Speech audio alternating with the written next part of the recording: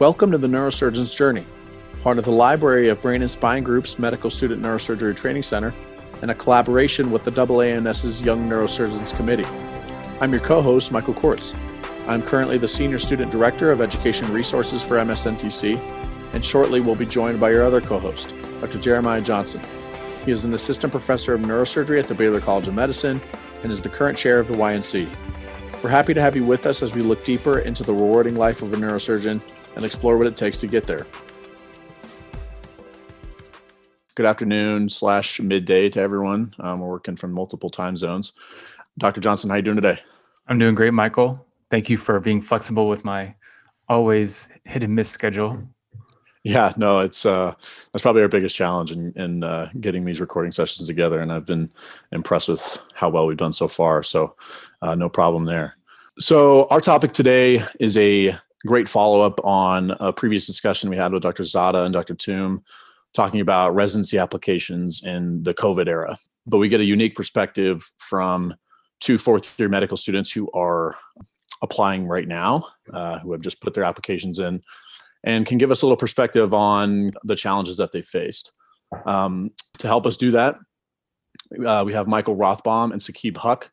I'll start with Michael Rothbaum. He's a fourth-year medical student applying to neurosurgery residency this year and attends New York Medical College. He serves as the Senior Student Director of Education Programs for the Medical Student Neurosurgery Training Center. Michael, how are you today? I'm doing very well. How are you? I'm great. Thanks for asking. We're happy to have you on. And then Sakib Huck, he's also a fourth-year medical student, as I said, applying to neurosurgery residency this year and attends Johns Hopkins University.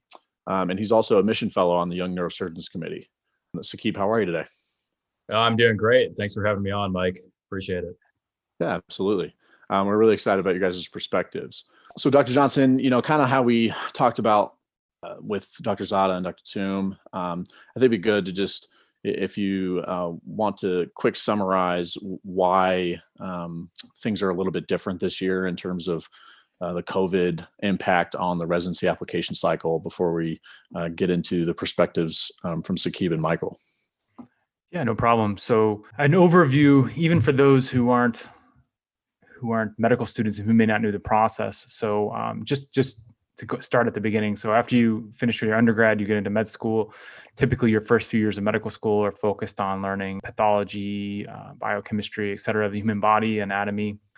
As you progress through medical school, particularly in your third and fourth years, you transition to being more inside the hospital and doing various rotations of different disciplines of medicine. For example, internal medicine, OBGYN, general surgery, even pathology in some cases. So you really bounce around, and there's two reasons for that. One is both to learn those different specialties to some degree or be exposed to them, but also to see what kind of field you may be interested in pursuing after your medical school training is over. So typically speaking, folks that are interested in neurosurgery may or may not have a direct exposure to that in their third year. And so if you're interested in applying as a neurosurgical resident to get full neurosurgical training after you're done with medical school, you need to have an exposure to that process. So in that process, typically in your fourth year, you have an elective at your home institution's neurosurgery program. And if you don't have one at your institution, a nearby one that can kind of serve as a surrogate home institution.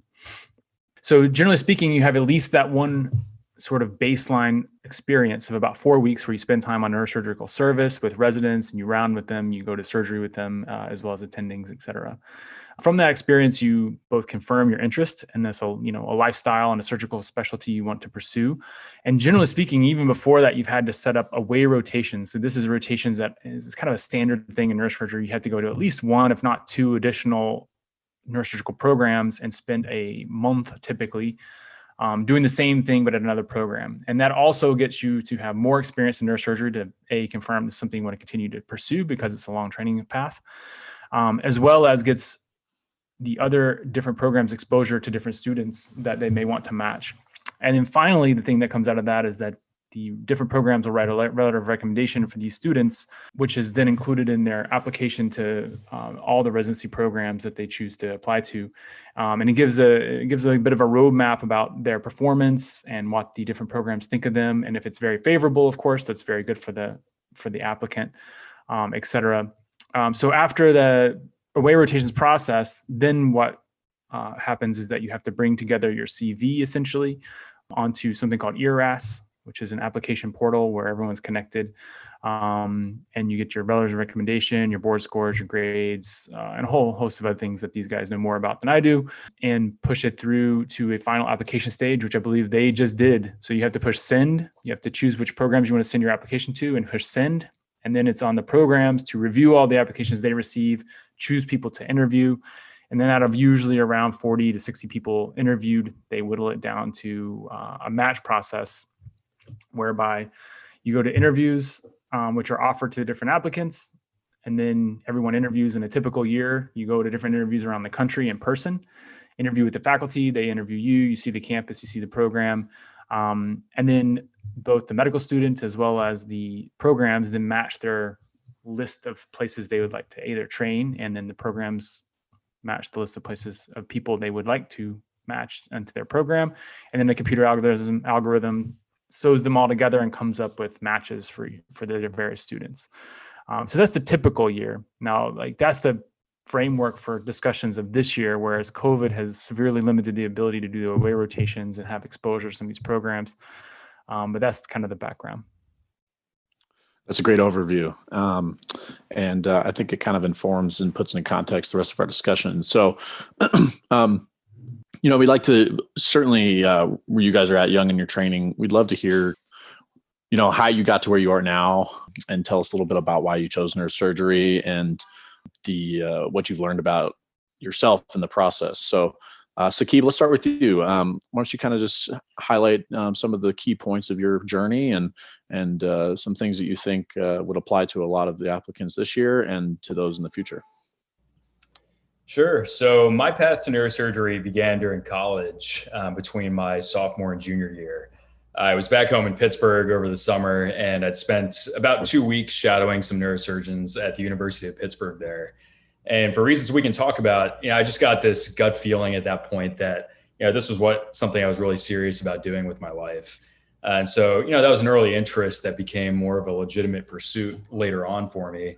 I ended up spending one of my gap years before medical school working in a lab at Pitt.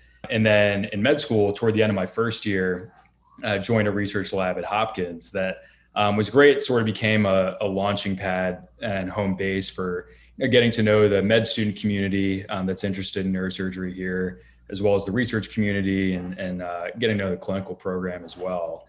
And so, I'd continued with that through second year and through a research year. And then on the clinical side, as Dr. Johnson mentioned, during the third year surgery clerkship, I'd spent a couple weeks on the neurosurgery service. I just kind of affirmed that, this was the greatest thing I could possibly do with my life. And, that this was what I wanted to do. And then more recently, just finished up the home sub-I and neurocritical care rotation. So, it's been a really fun ride. I've enjoyed it. Just submitted ERAS, as you guys said. So now we're kind of at that point of sitting back and, hopefully waiting for interview season to start up here. Michael, how about you? Yeah, so mine was a little bit earlier than that.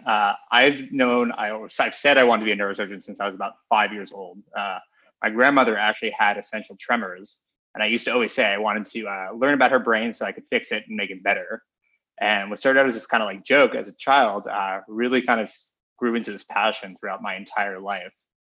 And I got to college, and incidentally, one of the close friends that I made early on, his father is a neurosurgeon in New York City. And I met him when he came up during Parents Weekend, and he told me that I can go and shadow him after my freshman year. And I did that. And the first time I went to the OR and I saw a brain in front of me, it was like being a kid in a candy shop. It really, like, that same passion I had as a child was there. And after I graduated from undergrad at Cornell, I went and worked at the medical school while at Cornell for 2 years in the Department of Neurosurgery in a research position. But any chance I had, I would go to the OR and observe and learn with the residents, with the attendings. So I went to medical school pretty sure that I was going to go into neurosurgery. And when I took my neurosciences course block and everyone else was stressed and not loving the course, I couldn't wait to get up every day and study a little bit more and see what else there was for me to learn. And then similarly, in my third year, we have a 4-week elective block, and I did a neurosurgery rotation at Westchester Medical Center, which is where I ended up doing my sub-Is as well, which is my home program. And just again and again, it kept being the one thing that made me more happy than anything else in medicine. And again, submitted my ARIS on Tuesday night, waiting for interviews to come in. It's kind of hard to believe that the one thing I've always wanted to do is actually going to become a reality in just a couple months. Yeah, we're rooting for you guys big time.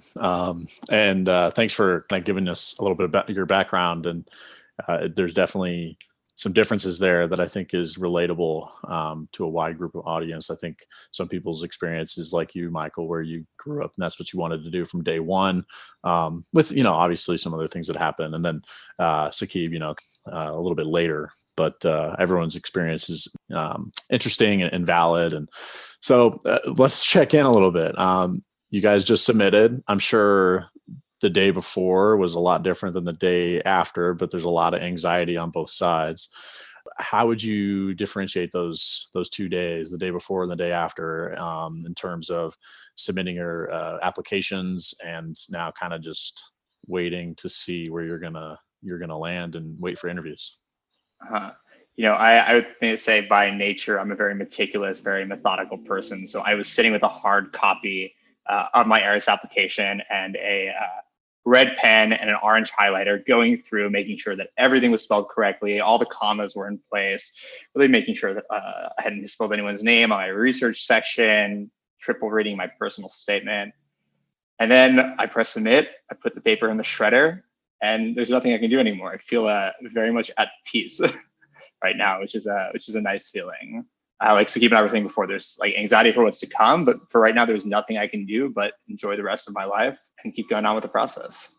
Sakib, I want to kind of take a little bit more general approach for you. Since March, since the pandemic reared its head, how have things progressed over the last 7-8 months in terms of, where you were at in early March and, thinking things were going to be, traditional in terms of the application process, and then within 6 to 8 weeks, everything was going up in flames, so to say. Of course, yeah. I mean, COVID obviously has been tough for everybody. For me, around March, I was in the thick of my research year, so I'd been doing both some laboratory research and some clinical research. And around that time, everything started shutting down, right? So all the labs around here were closing down, and I basically stopped all of my lab research at that point and pivoted more towards some of the clinical work that I was doing. So transitioned, like many people, transitioned to purely working from home. And then it kind of became that familiar sequence that I'm sure you guys experienced of, quarantine days kind of blurring together, Zoom taking over our lives. But I think there were definitely some positives that came out of it. I think with Zoom, we saw groups of people coming together that otherwise might not have. So I saw that with some research stuff that I was working on, even friends and family coming together. And definitely we can talk about, all the virtual content within neurosurgery that's been pretty incredible. But, definitely some stir crazy moments, but, overall, I feel very fortunate I was able to adapt and, keep staying productive. I don't want to take that for granted, but it's, certainly been an adjustment. I think a lot of things will be the same this year, but a lot of things are certainly different. We're all kind of working through it as we move along. Absolutely. Dr. Johnson, I would love to hear, experience at Baylor, and then obviously on the clinical side, how things have progressed over the last 7-8 months and how you think some of those principles apply on the program side for medical students going through the process right now. Right. Yeah. Interesting question. So similar to what Sakib said, there was a period of time where I think it was a little bit earlier in the Northeast, obviously, than it was in the rest of the country.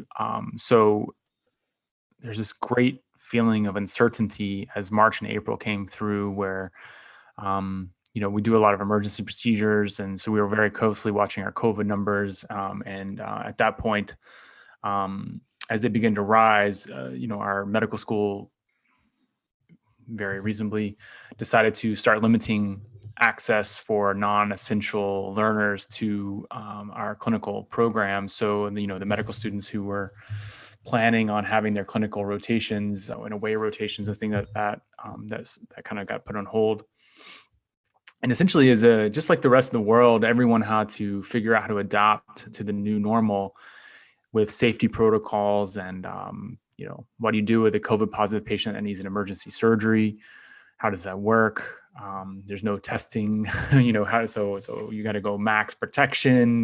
So there's just a whole reworking of the whole medical system to adapt for the possible COVID positive patients.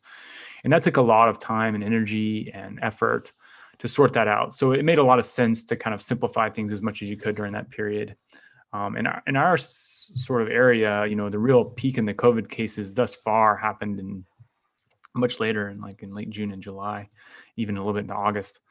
So our ICUs filled up twice, once in the spring and then once again in the summer. And thankfully, we haven't had any kind of massive overspill, but they've certainly filled up and had to open accessory ICUs and things like that twice. So in that process, we've had to figure out what to do with all the medical students and the learning, and as was alluded to, I think the virtual boom of education and connection has been, amazing. I just don't even imagine what this experience would have been like 20 years ago when this didn't exist. It'd be very, very different experience to go through. But and in general, I think that the students have ended up, and we can talk more about that later, getting essentially their one home rotation, and then they did their rotation on general surgery. And these are our students at our institution. So they at least eventually got their exposure and their experience and their letters. So it hasn't been a complete loss, but they haven't been able to do the away rotations like they have in years past. So that's something that everyone's going to have to adapt to. Yeah, I think a lot of us think of COVID as very appropriately as a big challenge. And a lot of states are seeing another huge spike in cases, even as we speak. And so we certainly want to send our best to everyone struggling with that right now. But thinking a little bit and seeing some of the opportunity that has arisen out of this tremendous challenge. On the student side, Michael, obviously you've been involved with the Neurosurgery Training Center for a long time, and you've been a part of it pre and now intra-COVID. How do you think that virtual resources have really changed the narrative on equitable neurosurgery education for medical students? Yeah, I think, obviously COVID has been a terrible, terrible experience that comes with tremendous loss, but I think that it's really pushed a certain level of innovation and creativity amongst most fields, but particularly the medical field. And I think we'll have lasting impacts for the best. I was in the middle of planning the in-person 2020 neurosurgery training camps at Cornell, Northwestern, and USC when obviously we had to cancel everything because of the pandemic. And for a while we were sitting thinking, what are we going to do? Are we going to push it back to later on in the spring? We had no clue what the course of this pandemic would eventually look like. And as it became apparent that we were not, in fact, going to be able to reschedule, we started to plan these one-off webinars. And from the webinars, we decided to reschedule our training camps into virtual training camps. We decided to create a seminar series. Now we have a webinar series. And I think that, in the past, we had these courses, which were, first of all, new in and of themselves. This was just going to be the third year of these courses. But now we've created this online content that's being used by students, not just all around the country, but all around the world. And they're available on a YouTube website and on the Neurosurgery Training Center website in the video library. So you don't just have to be there for that day to access it. If you are on a clinical rotation or you have some sort of family event, whatever it might be, you can go back to that content. And it's content that's very specifically designed for medical students. So I think from the training center side, it's still very new for us. We're the ones producing it, and we're keep adapting to what students need. It'll be very interesting and hopefully exciting to see how other specialties, both surgical and medical subspecialties, follow suit to provide students all around the nation and all around the world with great medical education, hopefully without a pandemic, but to still have the groundwork laid for that.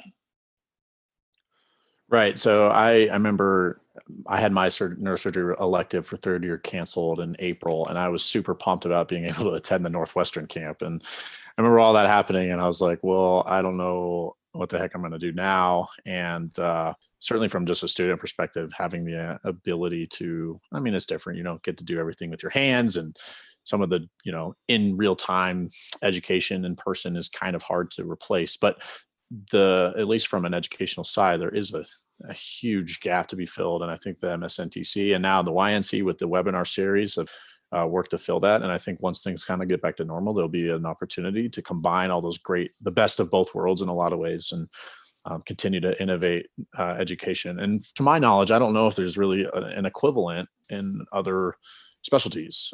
Maybe there are, but to my knowledge, there really isn't something out there that's doing what MSNTC and now YNC are doing. So, Sakib, I'd like to redirect that a little bit. So we're talking about the resource, the very technical side. Are there any things that you think you've learned as a function of the COVID pandemic about yourself, or things that you've been forced to do differently than you would have in a normal year? I know, for reference, I've had a lot of students really have to, spend a lot of time and focus on themselves and like their mental health, and maybe working on other things that, you said you were able to switch to your clinical research stuff. Are there other things that you think that you've really been able to foster and encourage that you might not have been able to in a normal year?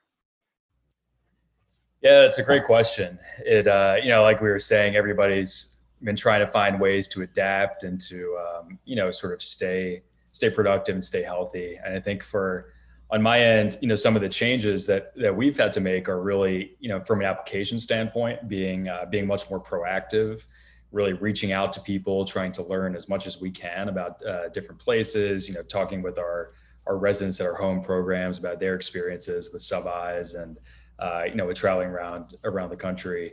But really, to your question more about the personal side of things, I think we've all had to, find ways to adjust and do things that keep us healthy, figure out, think about what really makes us happy. For me, a big thing, a simple but important one, is just, maintaining some sort of physical activity. And, that's tough when, gyms are closed, you're kind of limiting time outside. So on my end, one of the great things I'm glad I did was completing the Insanity workout program. If you guys ever did that one back in the day, I'm basically jumping around my apartment with my girlfriend, every day. Probably our neighbors probably hated us, but it was finding something to maintain some level of health and wellness, and really staying connected to the people around you too. I mean, I think the sense of social isolation was one of the toughest parts for a lot of people. So, I definitely got on some Zoom calls with, friends from high school, college, keeping up with classmates and all that sort of stuff. So it was certainly an adjustment, and we're still kind of in the midst of it now, but tried to figure out what those things are that you need to be happy, to be healthy, and really prioritizing those things. That's awesome. I would love to see a video of you guys jumping around your apartment. But in light of that, it is a podcast, and I'm not sure the audio would be as fun. So I want to ask a quick question from Michael and maybe Sakib as well to follow. So let's just say you're applying this year in January. What was your calendar and sort of like lead up planned versus what ended up happening? And then how did you adapt, using technology with the virtual sub-Is? How did you adapt and learn your way to navigate through the sudden changes as far as getting to that ERAS application click button? Yeah, I can start out if you'd like. So I had actually been planning on doing my home sub-I and then 3 different away rotations. I was really interested in checking out a lot of different geographic areas and also looking at a lot of different hospitals. So I would have been doing sub-Is July, August, September, and October, and then taking step 2 just before starting interviews.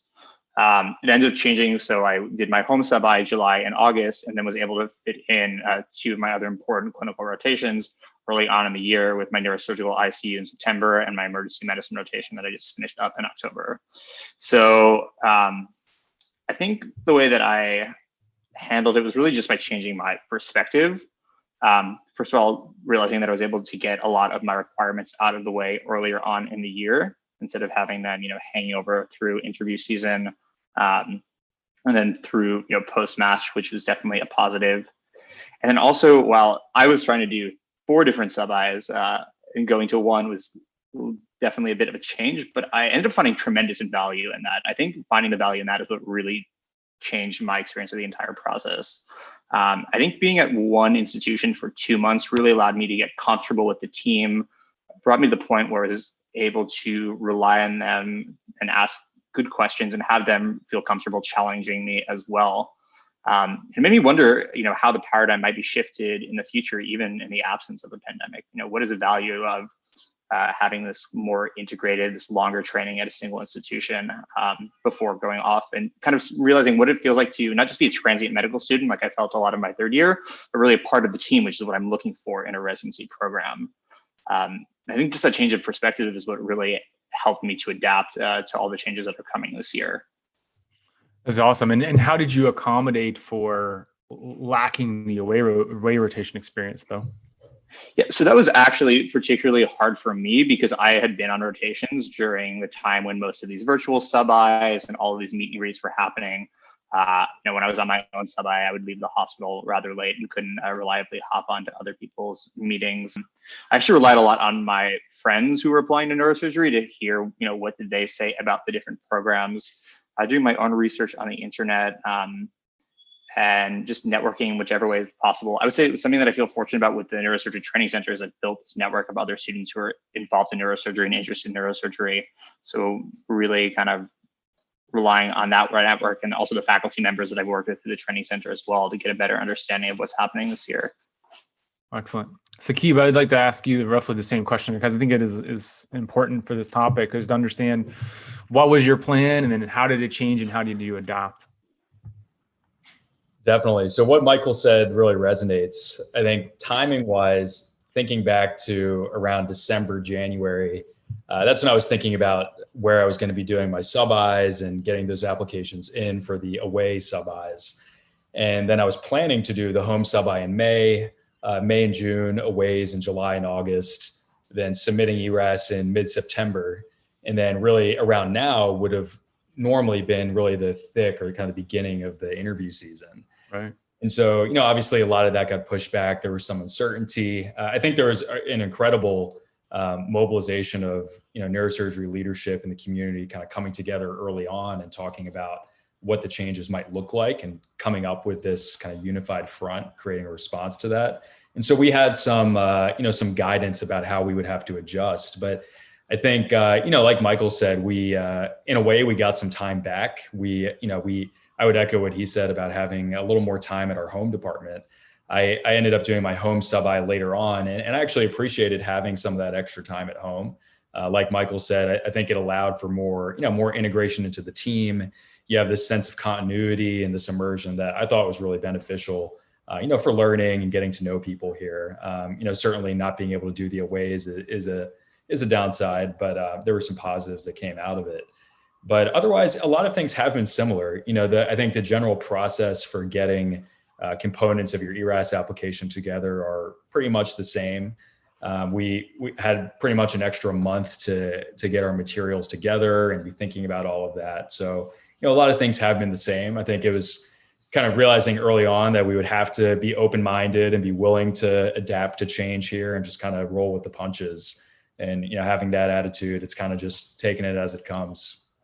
Did either of you find the more limited or at least less diverse experiences to be a problem when it came to letters of recommendation or anything like this? Yeah, I know that was a big area of conversation around the neurosurgery community. And there was this, it was decided that we would get 2 to 3 letters from neurosurgeons and then a letter from a general surgeon as well. I feel fortunate I was able to sort of sort out that situation. We had some notice to be able to figure it out, but it did come with a challenge. Certainly, I think a lot of people were planning on probably getting, a couple letters from a home institution or nearby institution, and then probably getting 1 letter from each sub-I that they were planning to do. And so a lot of people certainly made some changes in their planning there. But I think we were able to have some time to figure out a game plan for that. Yeah. I personally felt a little bit fortunate because I'd taken 2 years to do research project before medical school. So at a different neurosurgery department. So I had a bit of diversity there. And then one of the faculty members I worked very closely with during my sub-I had come to Westchester Medical Center just a year before that. So she had a perspective on different programs, different types of training as well. So even within the limitations of this year, I still felt I was able to get some diverse letters and a lot of diverse perspectives as well. also, again, about shifting perspective, I also recognize that for the programs, this was a very challenging year to write letters because they're using the standardized letter for the first time. So even my chairman, wasn't entirely sure going into it what it would mean to use these letters. My general surgeon, who I asked for a letter, had not even heard that this is something that was being done. So I think it's easier to go into something new when you recognize that everyone is going through it with you. It takes off some of that individual pressure that I had put on myself, and that I think a lot of my colleagues had put on themselves as well. So I'd like to take everything that you guys have learned in the last 7-8 months and maybe condense it into a couple of things that you really think that, whether it's related to COVID and the things that you've learned because of that, or just because of the application process itself. You guys are fresh. You guys are the people to ask about potential lessons learned that you think every neurosurgery applicant should know moving forward. So Sakib, why don't we just start with you? If there's anything that you really think, maybe a couple things that I'd love to hear if you have any thoughts on that. Definitely. Yeah, I think in general, for anybody who has any sort of inclination toward neurosurgery, I'd say get involved early. Put yourself out there. Whether it's before medical school, early on in medical school, get to know, as a first year med student, get to know the other med students who are also interested in neurosurgery. I think for me, some of the best resources, mentors and good friends are people who were a year or two ahead of me in med school and kind of knew the ropes of all the little nitty gritty things that you would have to do at each step of the process to be prepared by the time you were fourth year applying. So get to know those students. If your home institution has a neurosurgery interest group, join that. That's a great starting point. And now there's incredible virtual resources as well. This podcast being a perfect example of sort of getting plugged into that community. But the biggest thing I think that applies, especially in this COVID era, but more broadly, is to seek out mentors. And, some of the best advice that I got early on that I try to always pass along is that, mentorship isn't something that just happens. It's not, a passive thing where you sit back and expect some neurosurgeon to come knocking on your door asking to mentor you. That's not going to happen.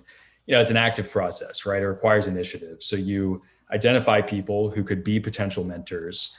And the way I was told is, you find a way to make yourself useful to that person. And so that, that might mean doing research with them. That might mean something with global health, medical education, something clinical, whatever it is, you're doing something that is of value for that person. And in that process, you develop a relationship with them. And through that, you end up getting that mentorship that you're looking for. And I think if you're able to do that early on and build some of those sort of mentoring relationships, it ends up being incredibly helpful when it comes time to be applying for neurosurgery. And especially when some changes get thrown at you, like we've had this year, having that support system in place is really key. And by the way, that answer by Sakib is golden. I would hold on to that if you're a listener, particularly bringing value towards the mentor somehow or looking for ways to. I think that, very often as a faculty, we become approached to people like, hey, I want to be mentored, and oftentimes the onus is on us to figure out how to help them become mentored. But the times that I've been particularly impressed is when the student finds the way they want to help or contribute or whatever and approaches you about it. And you're like, oh, that's a really good idea. And then they have the passion for it and they move that forward on their own. That's even more impressive to me than, the more, hey, how can I get involved with you somehow, which, takes some brain power to figure out how to make that work sometimes. So just from a bit of a behind the scenes practical aspect that may be helpful to people. And that concept applies on certainly my conversation with residents at Colorado. I mean, they've made it clear that if you, instead of just asking, how you can help, being very, using your common sense and being very diligent about, plugging in without having to just ask and trying to appear like you're being a part of the team and just being a part of the team and being very cognizant of, the goals of the team in a particular scenario or that sort of thing. And so I think that, that's partly why, like Dr. Johnson said, it is impressive for students to do that because it shows that they're going to be a great part of the team down the road. And it shows something that's, kind of not teachable right away anyway, is like, being, dependable and showing initiative and that sort of thing. Insight, thoughtfulness. Absolutely. some degree of intellect about the situation to understand what needs to be done and put it out there instead of being told. Yeah, it's great. Right. It could be as small. It could be in clinical setting. It could be in like a PGY1 or you guys are MS1s, I guess. I'm so used to PGYs. Bringing an idea for a project or something that you want to do to make the department better or something. It could be a lot of things, but the concept of both being around the folks that you want to be mentored by, but also looking for ways to contribute uniquely is very helpful. Right. So Michael, I'd love to hear if you have thoughts as well on that. That's going to be that's going to be a hard answer to follow, because I was going to say something very similar about mentorship. You can I hope you wrote it down. You can just repeat exactly what was said. No, I'm not going to repeat something that's already been said so beautifully, but I will say something that I've learned in line with mentorship is also to pay it forward. I feel lucky to be at a point in my medical school career where I can serve as a mentor for younger students. I strive to do it as the president of my AANS chapter. I strive to do it through the Neurosurgery Training Center. And, the whole point of being a mentor for other people is to build something that lasts. That way, when challenges do get thrown our way, maybe it's someone struggles with a research project that they were working on, or with a test or a board score, or something as crazy as a pandemic, to have institutions of mentors in place where people can really gather together as a community and learn to rely on one another. I think mentorship is very much an individual thing, but I think that there are channels and communities that really foster mentorship. And I think neurosurgery, by virtue of the type of people who go into it and by virtue of its small size, is inherently set up to provide great mentors. But I think that we can continue to work on smaller, more formal avenues to continue to create mentors, so we continue to build this field together. Another outstanding answer. Very good. Yeah. You guys are impressive. And I'd like to throw a quick plug, for MSNTC and the YNC for students out there who, either they don't have home programs or they feel late to the game or that sort of thing. Trying to get plugged into these organizations is a great way to get connected. Building friendships and acquaintances and mentors and that sort of thing through a common goal, I think, like Dr. Johnson said, is really important. So we'll have links, information related to the episode on the website, but I encourage you guys to check out the website as well as some of the YNC resources like neurosurgerymatch.org. That's really good too. Do you guys have anything else to add? I think this has been a really profound conversation, and I think it's going to help a lot of people, whether it's this year or in the future. But I'd love to hear if you guys have any final thoughts to close this out. No, I guess I would just say that this, I think, is really like a testament to what's happened since the pandemic, right? Bringing together four people who didn't know each other, who can all be in their different corners of the world, together on a Sunday to talk about the one thing that they're all really passionate about, and to build that sense of community. So thank you so much for having me. Really appreciate it. And I would echo that. We've kind of touched on how I think as a field, neurosurgery has really been a leader in responding to COVID, adapting, creating all this virtual content to support students this year, but really, I think creating some lasting changes in platforms that I definitely hope will stick around. So, I would give a shout out to some of the people who have really been leading the charge with this. All of you guys, of course, and early on, people like Jazz, who I know was on here recently, and Dave Seeger getting some of those virtual symposia together early. That was incredible from an applicant perspective. And really organized neurosurgery leadership, MSNTC, the YNC, like you guys said. I think there's obviously been a lot of hardship with COVID, and our hearts go out to everybody who's been impacted. But certainly some positives that have come out as well that I'm very appreciative for. So no, thanks for having me on. Dr. Johnson, do you have anything to add before we sign off? No, I think everyone has had such great insights. I don't want to interrupt any of them. I would say that what these guys have said is spot on in so many ways. I do really think that it's a testament not only to organized neurosurgery and MTS and I can never say that right. To the medical student training camp center and the young neurosurgeons, but also to the students themselves. I can only imagine this was an incredible year of anxiety with applications and some eyes up in the air. And I think for the most part, everybody everybody really adapted well and has moved forward without skipping a beat, which is really amazing. And I'm also interested to hear from these two, maybe after the interview season, how that went virtually rather, in comparison to what a standard year would be. I mean, I think that's a logical follow-up episode at some point in the future. Similarly, to help get the advice of these two for next year's group, what to expect from the interviews and their thoughts and wisdoms learned having just come through it. I mean, I think all these things are going to be very helpful for people in future years. Yeah, we'll have to make that happen. Our guests have been Michael Rothbaum and Sakib Hupp. Thank you guys so much.